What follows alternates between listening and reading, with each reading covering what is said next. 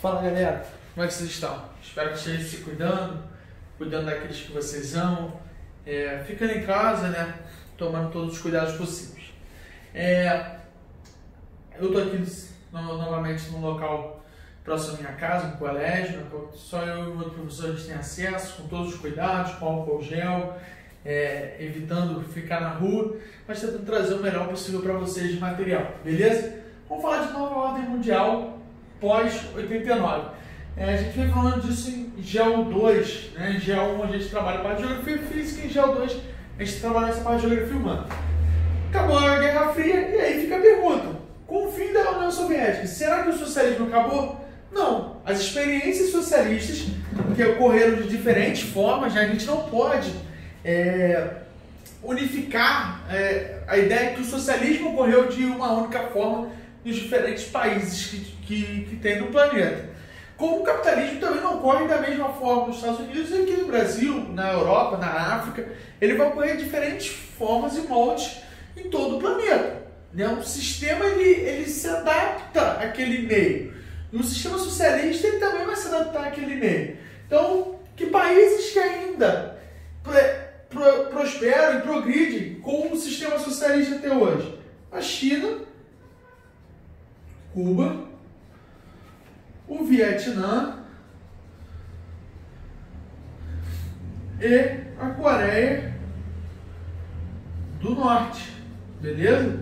Então esses países ainda seguem as ideias socialistas, cada uma adaptada. Você tem a China, a gente vai falar um pouquinho mais de China mais para frente, adaptada ao modelo chinês de abertura de mercado. Você tem Cuba no regime mais fechado, Coreia do Norte no regime bem mais fechado, Vietnã numa política mais aberta, mas com práticas sociais ainda, de educação gratuita, saúde gratuita, estado de bem-estar social, né? Então você tem essas políticas aí ainda presentes, beleza? Então, dessa forma, o que vai acontecer?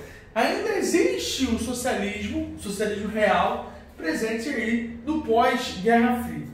Tranquilo? E os Estados Unidos nesse pós-Guerra Fria? O que vai acontecer com ele? Os Estados Unidos saem da Guerra Fria com uma política intervencionista muito forte. Os Estados Unidos mantêm um intervencionismo. O que é um intervencionismo? Uma intervenção. Essa intervenção muda de foco. A gente lembra que numa aula que eu conversei com vocês, né? Vou separar aqui. Essa intervenção norte-americana, ela estava, durante o período da Guerra Fria, concentrada principalmente na América Latina e na Ásia, principalmente no sudoeste da Ásia, lá o caso da Guerra do Vietnã.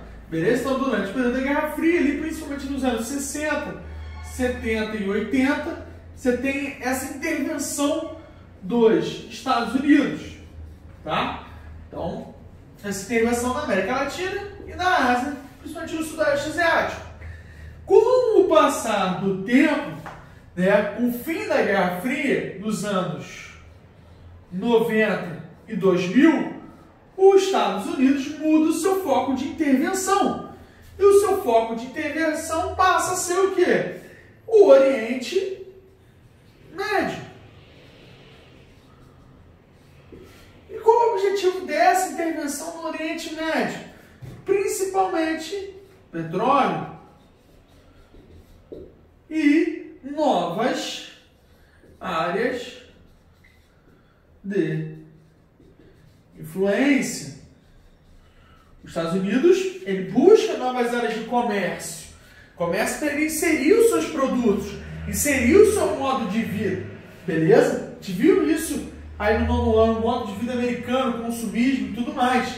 Então, os Estados Unidos ele busca isso, inserir o seu modo de vida, inserir o seu padrão de vida no Oriente Médio, onde ele já tem um forte aliado lá, dois fortes aliados, né?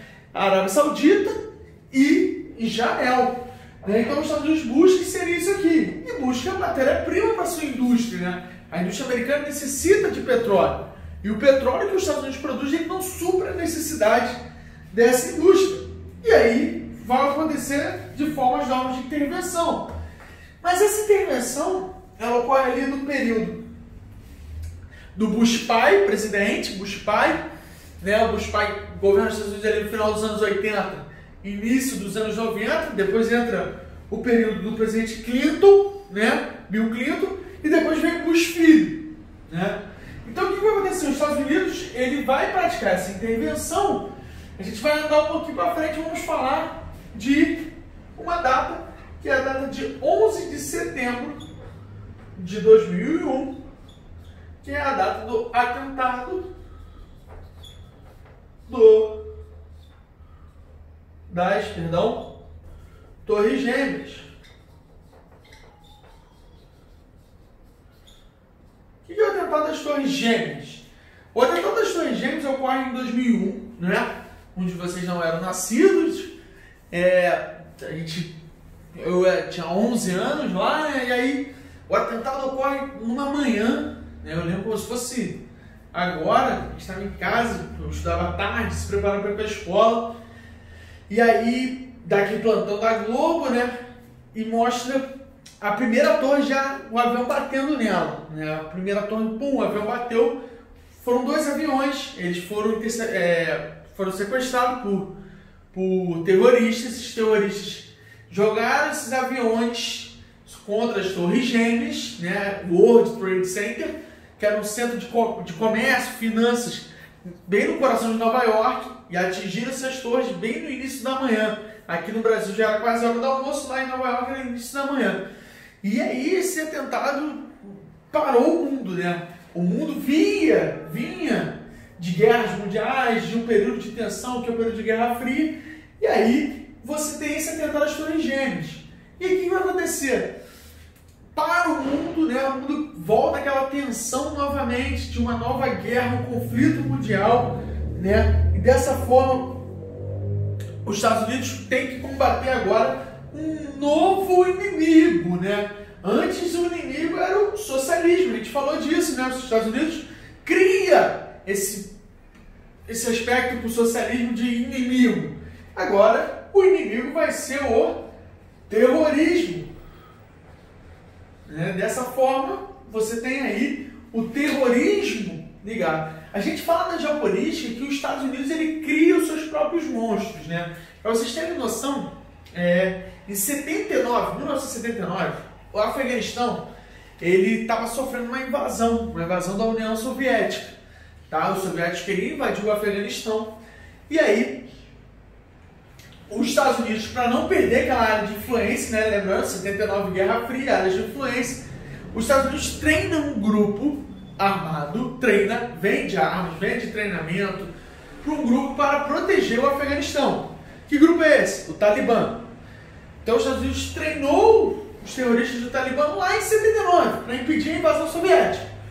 A União Soviética não consegue invadir o Afeganistão e aí o Talibã vai crescendo de tamanho. A gente fala na geopolítica que os Estados Unidos criam os seus próprios monstros, beleza? Os Estados Unidos criou o Talibã, né? Não é que ele criou e tal, ele financiou o Talibã no passado.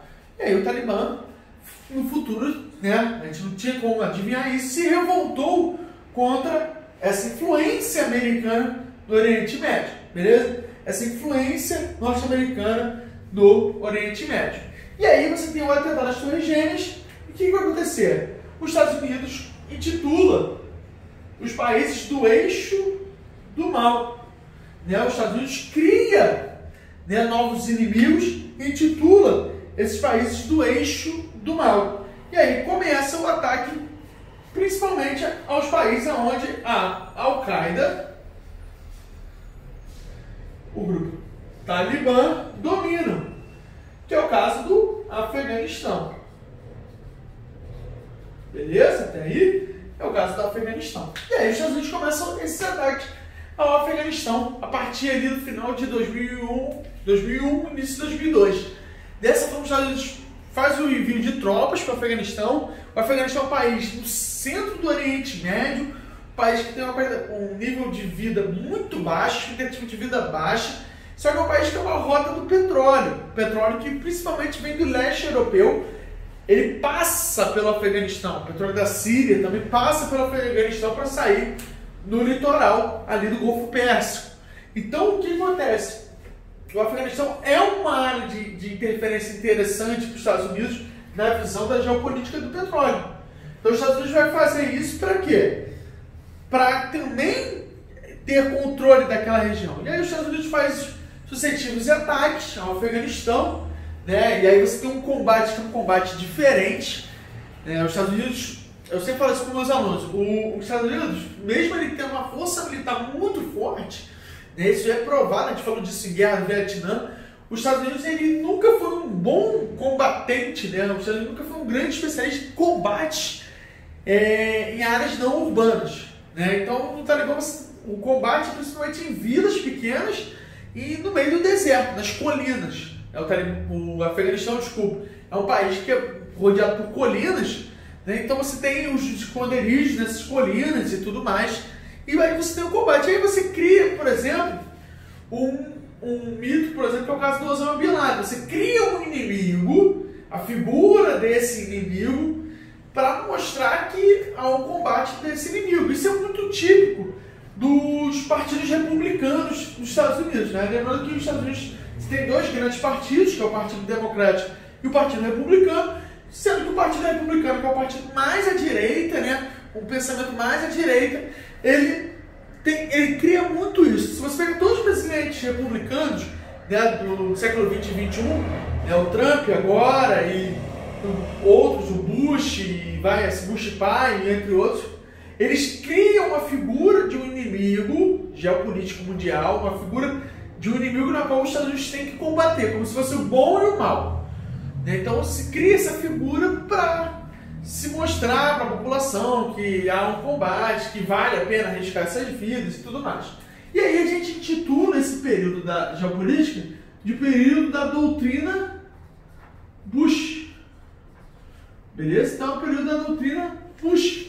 Então dessa forma, os Estados Unidos em 2002 lança essa doutrina Bush como estratégia de segurança nacional.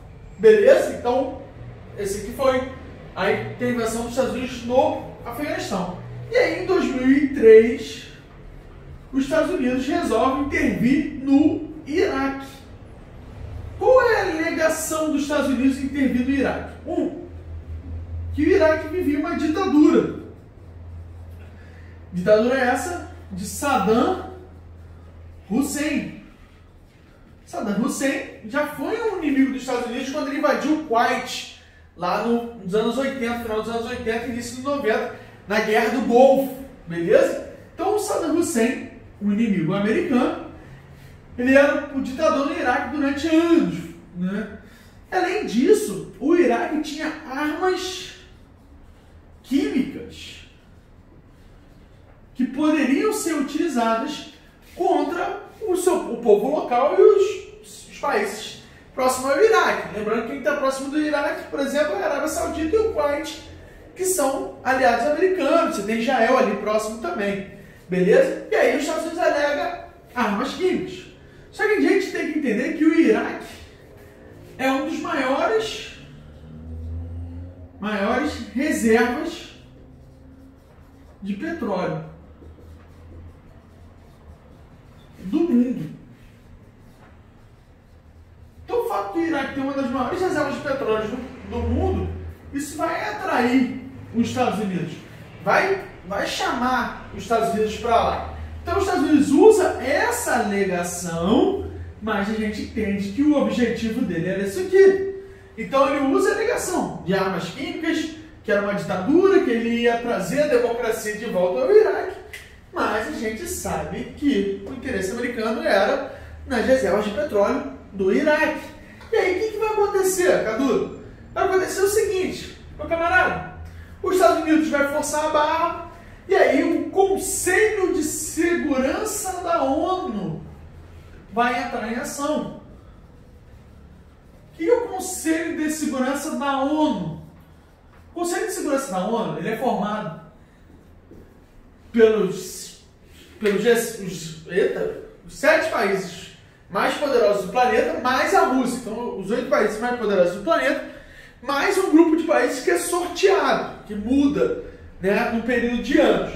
O Conselho de Segurança, você não pode ter um voto não. todos os votos têm que ser sim para aquela resolução, beleza? Então, vamos supor, tem 10 países para votar. Se 9 votam a favor e 1 contra, cai a medida, beleza? Principalmente se os 9, esse voto contra for um dos países mais poderosos do planeta. Estados Unidos, a Rússia, a China, França, a Inglaterra. Então, o que acontece? Os Estados Unidos entram com ação no Conselho de Segurança da ONU para que o Conselho permita a invasão do Iraque, a intervenção americana no Iraque. Os Estados Unidos não pensa duas vezes, fica forçando a barra. O Conselho de Segurança vai fazer uma fiscalização no Iraque em busca de armas químicas, manda-se 2 comitivas em busca de armas químicas, e aí, dessa forma, o que vai acontecer? Não se acha essas armas químicas. E aí que começa o problema. Por quê? Ao não se achar essas armas químicas, os Estados Unidos perdem o motivo de sua alegação. Porque vocês têm que aprender isso também. Nenhum país tem direito de intervir na política de um outro país. Então, o Brasil não tem direito de intervir na política argentina, a Argentina não tem direito de intervir na política chilena, e assim vai. Os países não têm direito de intervir um na política do outro, beleza? Você pode gerar bloqueios, você pode fazer, retirar produtos, você pode criar bloqueios fiscais, você pode fazer isso tudo, bloqueio de fronteira, mas você não pode intervir na política. Se eu faço uma invasão a um país, eu estou intervindo na política daquele país. Eu estou ferindo, a gente fala que quando o país invade outro, ele fere a soberania nacional. E aí é o problema. Então, o Conselho de Segurança ele alega que não tem armas químicas no Iraque, que não é achado armas químicas. Os Estados Unidos batem nessa tecla das armas químicas. E aí, em 2003, os Estados Unidos anunciam a invasão ao Iraque. E aí, os Estados Unidos invadem o Iraque, Saddam Hussein é capturado, né? Saddam Hussein é capturado, é enforcado, os filhos de Saddam Hussein são mortos e tudo mais. E os Estados Unidos, sem autorização do Conselho de Segurança da ONU, faz essa intervenção no Iraque. E aí acaba gerando um conflito no Iraque que levou à morte de milhões de vidas naquela região, beleza? Então, assim, até hoje o Iraque sofre consequências disso. Foi estabelecido um governo provisório que os Estados Unidos regulamentou. Depois você teve um período de eleições, essas eleições foram muito turbulentas. Então você tem todo um molde de vida, né, como eu falei lá no início. A intervenção americana no Iraque faz causar isso aqui, ó. Por causa disso aqui, áreas de influência. O interesse americano nessas áreas de influência, beleza? Vamos encerrar essa aula falando do seguinte, da pergunta lá no início. Com o fim da União Soviética, quais países se tornaram ainda são socialistas? Falar um pouquinho aqui da Rússia. A Rússia, ela é a principal herdeira do período soviético, né? Ela herdou desde do período militar soviético, né? Desde do poderio militar soviético até o poderio econômico também. Muitas coisas a Rússia herdou, tanto que a capital da União Soviética era Moscou, que é a capital da Rússia, beleza? E qual o papel da Rússia hoje? A Rússia é um dos países com o maior poderio militar do planeta, né? A Rússia, você tem um governo que é bem fechado, é um país bem fechado até. Você tem leis lá que, por exemplo, na Rússia é proibido a questão homossexual, né? Você não pode ter uma relação homoafetiva na Rússia. Isso é digno de prisão, né? Esse foi uma das grandes discussões durante o período da Copa do Mundo de 2018 lá na Rússia. Então você tem esse debate, mas qual a influência da Rússia na questão da geopolítica? Então eu tenho, por exemplo, a invasão da Geórgia. A invasão da Geórgia vai ocorrer em 2008. A Geórgia é um país próximo à Rússia, né? A terra, por exemplo, de Joseph Stalin, que foi o grande líder da União Soviética. A Rússia invade a Geórgia com o objetivo de conter protestos contra a influência russa na região.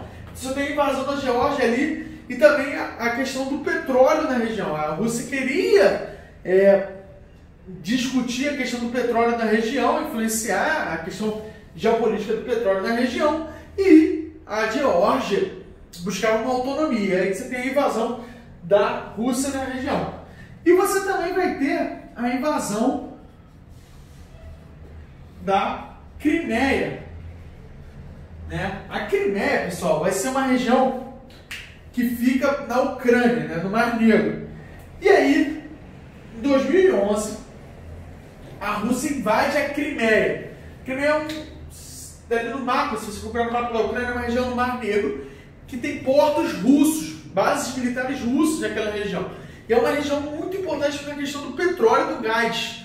Então a Rússia faz essa invasão, influencia durante um período eleitoral na Ucrânia, faz uma influência, e aquela região, ela vota por conta própria plebiscito, desculpa a enrolação, um plebiscito para ser autônoma da Ucrânia. Nesse plebiscito, a Rússia faz uma influência. A população da Crimeia, pessoal, ela já fala russo. Naturalmente, as escolas, as placas são tudo em russo. E a população quer sair da Ucrânia. E aí você tem um conflito na região onde a Rússia vai financiar militares, né? Vai financiar militares que a gente que chama de mercenários, para tentar quebrar o governo ucraniano. E a Ucrânia vai adotar medidas neonazistas, beleza? Então, grupos de extrema direita vão se apropriar e você vai ter um conflito muito intenso. Eu recomendo a leitura para quem gosta do assunto, tá? Muito bacana esse período. Tem um período que ocorre 3 eleições, assim, no período de 2 anos, que você tem o conflito, você tem as guerras, isso modifica a dinâmica até do próprio futebol na região. A Rússia invade a Crimeia, toma a Crimeia, torna a Crimeia uma região independente, e até hoje a Crimeia pertence ao território russo, beleza? Então a Rússia, nesse período pós-Guerra Fria, ela emerge utilizando as suas influências na região. Até porque o seu ex-presidente, primeiro-ministro, agora presidente novamente, Vladimir Putin, era um espião da KGB. É um cara que foi criado durante o período soviético, é um cara adaptado a esse modelo soviético de influência na região. Então, dessa forma, o que vai acontecer? Devido a essa forte influência, o Putin ele vai usar esse poder na região ali do leste europeu. Beleza? Então, a Rússia ainda mantém o seu poder ali na região do leste europeu. Tranquilo? Próxima aula de Geografia 2, a gente vai falar da China. Vamos falar da China. Vamos falar também das questões geopolíticas da China. Vou tentar explicar aqui um pouco de China e o debate sobre China para vocês. Beleza? Forte abraço a todos e até a próxima aula.